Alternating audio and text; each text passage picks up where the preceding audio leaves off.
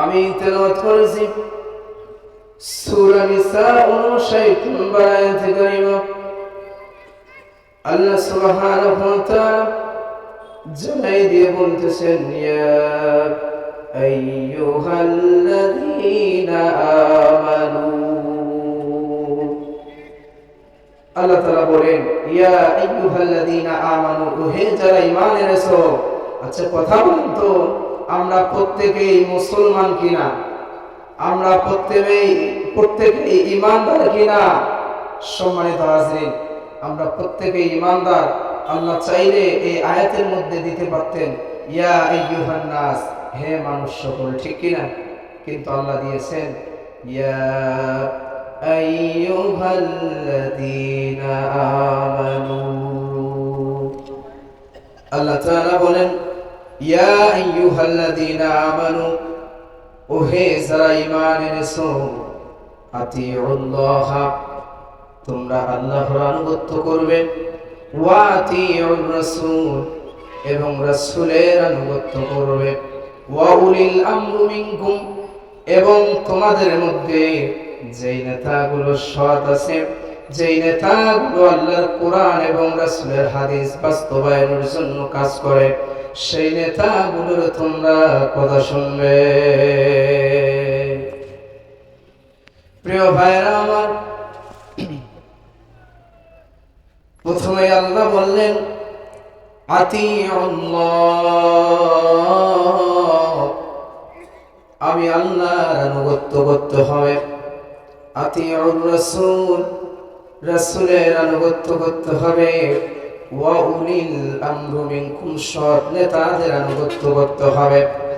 কথা বলেন তো, আল্লাহ এবং রাসূলের সামনে আল্লাহ সুবহানাহু ওয়া তাআলা আতিউ দিলেন, এর কারণটা কি? সম্মানিত হাজিরিন, এর কারণটা হচ্ছে আল্লাহ এবং আল্লাহ রাসূল সাল্লাল্লাহু আলাইহি সাল্লামের আনুগত্য করতে হবে। এখানে কোনো দ্বিমত, কোনো প্রশ্ন করা যাবে না, ঠিক না?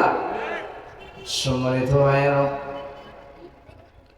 নেতার সামনে ওয়া উলিল আমরি মিনকুম, এর সামনে কিন্তু আল্লাহ চাইলে আতিউ ব্যবহার করতে পারতেন। যেই নেতাগুলো আছে সব নেতার আনুগত্য করতে হবে, আল্লাহ চাইলে এই শব্দটা দিতে পারতেন। কিন্তু আল্লাহ সুবহানাহু ওয়া তাআলা তার নামের সামনে, রাসূলের নামের সামনে আতিউ শব্দটা ব্যবহার করলেন। আর কারণটা হচ্ছে তাদের আনুগত্য করতে হবে, কোনো প্রশ্ন করা যাবে না। কিন্তু যেই ব্যক্তিগুলো ওয়া উলিল আমরি মিনকুম, এই নেতার আনুগত্য করবে, সেই প্রত্যেকটা নেতাকে যাচাই বাছাই করতে হবে সেই নেতাগুলো আল্লাহ রাসূলের সুন্নাহ এবং আল্লাহর কথা শুনে চলে কি চলে না, ঠিক কি না?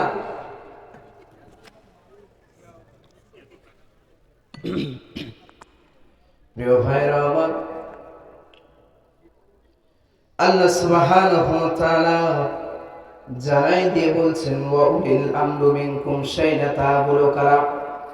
সেই নেতাগুলো, আমাদের সমাজের মধ্যে নেতার আজকে অভাব আছে নাকি? কোন নেতার অভাব নাই। একজন মসজিদের ইমাম, ইমাম মানে হচ্ছে নেতা।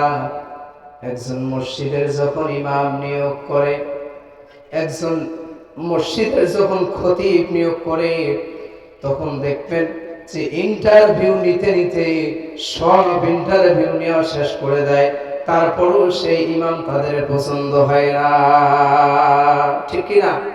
দেখে ইমামের দাড়ি ছোট, ইমাম বিয়া করে নাই, ইমামের অমুক সমস্যা, তমুক সমস্যা। সম্মানিত হাজিরিন, তাহলে আপনি ওই সামান্য 5 থেকে 600 মানুষের একজন নেতা বানাবেন।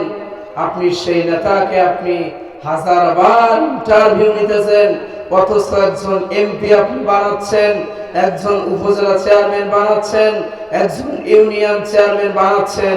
তাদেরকে কি আপনারা কখনো এমন পরীক্ষা করেছেন, ইন্টারভিউ নিয়েছেন? এর মানে বুঝতে হবে যে আমরা মুসলমান এখন কোথায় পড়ে আছি, যে ইমামের সুন্নতি লিবাস কেমন, ইমাম বিয়া করছে কিনা, সেই ইমামের পেছনেই পড়ে থাকি। অথচ একজন এমপি যে এত বড়, তার পাওয়া 1.5 থেকে 2 লক্ষ মানুষ তিনি চালাবেন, তাকে আমরা নির্বাচনের আগে কখনো আমরা দেখি না। তার লেবাস ঠিক আছে না নাই, ঠিক না? সম্মানিত হাজিরিন, সেই নেতাগুলো কারণ আল্লাহ সুবহানাহু ওয়া তাআলা সূরাতুল হজ 22 নম্বর সূরা 41 নম্বর আয়াতের মধ্যে জানাই দিয়ে বলেন, আল্লাযীনা ইম্মাক্কান্নাহুম ফিল আরদি ওয়া আকামুস সালাতা ওয়া আতাউয যাকাতা ওয়া আমারু বিল মা'রুফি ওয়া নাহাউ আনিল মুনকার ওয়ালিল্লাহি আকিবাতুল উমুর।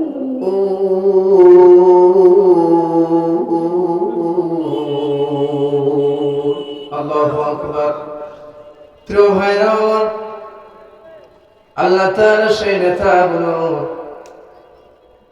সেই নেতা কারা হবে তাদের চরিত্র কুরআনুল কারীমের মধ্যে সূরা হজের 41 নম্বর আয়াতে জানাই দিয়ে বলছেন, আল্লাযীনা ইম্মাক্কান্নাহুম ফিল আরদি, নেতা তো সব হবে যাদেরকে আমি দায়িত্ব দেব ফিল আরদি, তারা জমিনের মধ্যে, ফিল আরদি ওয়া আকামুস সালাত, তারা নামাজ কায়েম করবে। ক্ষমতা পাওয়ার পরে সর্বপ্রথম নামাজ কায়েম করবে, দ্বিতীয়ত হচ্ছে ওয়া আকামুস সালাত, যাকাত প্রতিষ্ঠিত করবে, ওয়া আমারু বিল মা'রুফ, তারা সৎ কাজের আদেশ দিবে, ওয়া নাহা আনিল মুনকার, তারা অসৎ কাজ থেকে বিরত থাকবে। আর এই নেতাগুলোর আনুগত্য আমাদের বর্তমান করায় ফরজ, ঠিক না? প্রিয় ভাইরা আমার, এই নেতাকে আজকে সমাজের মধ্যে কম না বেশি, যে নেতার সুন্নতি লেবাস নাই, যে নেতা কুরআনুল কারীমের মাহফিল শুনতে দেয় না, সেই নেতার গোলামি আজকে আমরা করতেছি, ঠিক কিনা? প্রিয় ভাইরা আমার, এই নেতাগুলোর যে আমরা আনুগত্য করতেছি, সঠিক নেতার আনুগত্য করি কি করি না?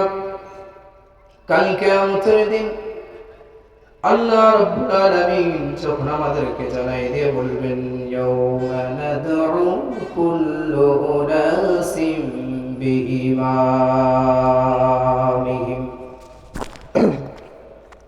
কাল কিয়ামতের দিন প্রত্যেকটা মানুষকে তাদের নেতা সহ তাদেরকে ডাকানো হবে। একক কোনো ব্যক্তিকে ডাকানো হবে না। ইমামিহিম, প্রত্যেক নেতা সহ তাদের কর্মীদেরকে ডাক দেওয়া হবে। এর কারণটা কি? সেই কর্মীগুলোকে আল্লাহ সুবহানাহু ওয়া তাআলা ডাক দিবে, কোন নেতার তোমরা আনুগত্য করেছিলে। প্রিয় ভাইরা আমার,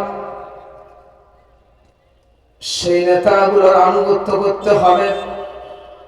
একটা আপনাদেরকে ঘটনা বলতে চাই।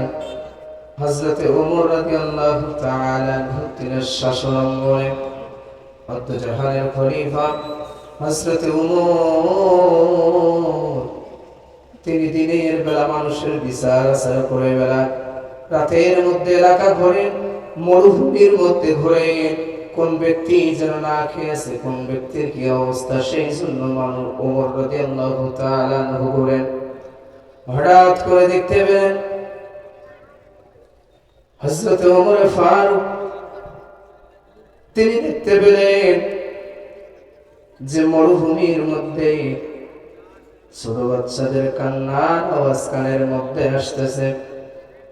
হযরত ওমর আগায় গেলেন। আগায় যাওয়ার পর সেই বাড়ির কিনারায় যখন চলে গেলেন, যে দেখছে যে একজন বৃদ্ধা মহিলা তার বাচ্চাগুলো চুলার চতুর্পাশ দিয়ে বসা, তিনি গরম পানি চুলার মধ্যে বসাইছেন, আর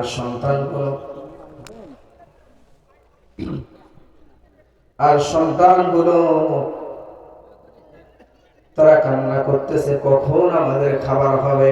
কিন্তু চুলার মধ্যে পানি ছাড়া কিছুই ছিল না। হযরত ওমর রাদিয়াল্লাহু তাআলা আনহু যখন তার কিনারায় চলে গেলেন, সেই মহিলা ডাক দিয়ে বলতেছে, হে পথিক, তুমি কে? তুমি আমার এখানে এসেছো? ওমর রাদিয়াল্লাহু তাআলা আনহু পরিচয় গোপন রেখে তিনি পরিচয় দিলেন না। পরিচয় না দিয়ে তিনি সঙ্গে সঙ্গে বাইতুল মাল সম্পাদকের কাছে চলে গেলেন। হযরত ওমর রাদিয়াল্লাহু তাআলা আনহু তার খাদেম আসলামকে নিয়ে চলে গেলেন। চলে যাওয়ার পর বাইতুল মাল থেকে যখন আটার বস্তা বের করলেন, আটার বস্তা বের করার পর হযরত ওমর রাদিয়াল্লাহু তাআলা আনহু আসলামকে ডাক দিয়ে বলে, আসলাম, তুমি আমার আটার বস্তাটা মাথার মধ্যে তুলে দাও। আসলাম অবাক হয়ে গেলেন, আমিরুল মুমিনিন, আপনি অর্ধ জাহানের খলিফা, আপনি কিভাবে এই আটার বস্তা মাথায় নিয়ে যাবেন আমি থাকতে? আমিরুল মুমিনিন ডাক দিয়ে বলে, আসলাম, তুমি কি চাও কাল কিয়ামতের দিন আমি আল্লাহর আরশের আসামি হয়ে যাই? এ আসলাম, তুমি কি চাও আমি আল্লাহর আদালতের মধ্যে ধরা খেয়ে যাই? বেশি কথা না বলে আমার মাথার মধ্যে আটার বস্তা তুলে দাও। ওমর রাদিয়াল্লাহু তাআলা আনহু আটার বস্তা মাথায় নিলেন। মাথায় নিয়ে বৃদ্ধা মহিলার কাছে চলে গেলেন। ওই বৃদ্ধা মহিলাকে ঘরের মধ্যে পাঠাই দিয়ে তিনি নিজ হাতে রুটি বানাইলেন, সন্তানদের খাওয়াইলেন, কিছু আটা রেখে দিলেন। ওমর রাদিয়াল্লাহু তাআলা আনহু তাকে বলে আসলেন, তখনও পরিচয় দিলেন না। মহিলা বলতেছে, পথিক, তুমি কে? তোমার পরিচয়টা দাও। ওমর তখনও পরিচয় গোপন রেখে বললেন, আমি একজন পথের পথিক যুবক। সম্মানিত ভাইরা আমার, হযরত ওমর রাদিয়াল্লাহু তাআলা আনহুকে ওই মহিলা বিচার দিলেন যে, হে পথিক, তুমি শুনে রাখো,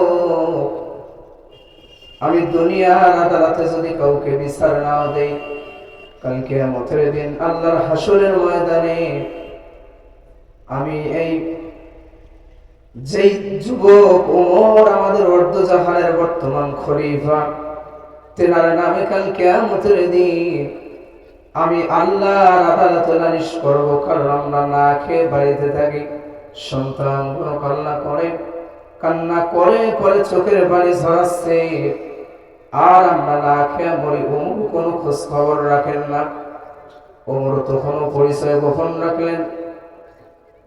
তিনি যখন মসজিদের মধ্যে চলে গেলেন, সেখান থেকে সেনাবাহিনী পাঠায় দেওয়া হলো মহিলার কাছে। মহিলাকে বললেন যে, আপনাকে ওমর রাদিয়াল্লাহু তাআলা আনহু আপনাকে যাইতে বলছেন। মহিলা ভয়ে কাতর হয়ে গেল। গত রাতে যে যুবককে আমি বিচার দিয়েছিলাম, এই যুবক হয়তো ওমরকে সবকিছু বলে দিয়েছে। মহিলা চিন্তিত হয়ে গেলেন। মহিলাকে নিয়ে যাওয়া হলো। যে দেখতেছে ওই ওমর রাদিয়াল্লাহু তাআলা আনহু সবার সামনে চেয়ারে বসা। হযরত ওমরকে দেখে মহিলা অবাক হয়ে গেলেন যে, এই ওমর এইখানে কেন বসা?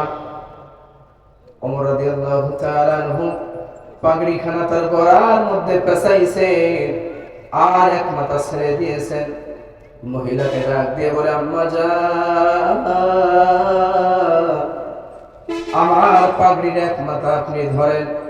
ধরার পরে আমি ওমরকে যদি আজকে ফাঁসি দেন, তারপর আমি ওমরের কোনো দুঃখ থাকবে না, কিন্তু আপনাকে কষ্ট দিয়ে সঠিক সময় আপনার কোনো আমি খেদমত করতে পারি নাই, এই জন্য যেন আল্লাহর আদালতে আমাকে কাল কিয়ামতের দিন জবাবদিহি করতে না হয়।